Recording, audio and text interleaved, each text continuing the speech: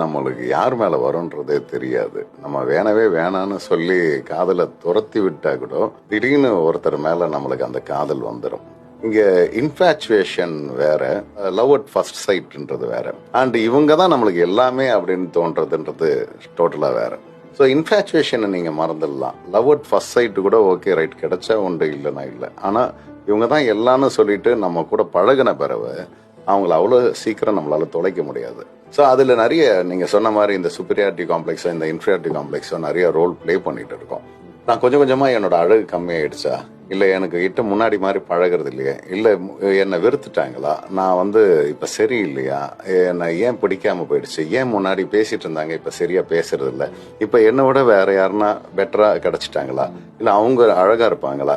இந்த மாதிரியான ஒரு இன்ஃபீரியாரிட்டி காம்ப்ளெக்ஸ் அவங்களுக்குள்ள தோண ஆரம்பிச்சிடும். ப்ளஸ் அவங்கள அவாய்ட் பண்றதாவும் அவங்கள ரொம்ப முன்னாடி இருந்த அளவுக்கு அவங்கள இம்பார்ட்டன்ஸ் கிடைக்காத மாதிரியும் அவங்களுக்கு தோண வச்சிடும்.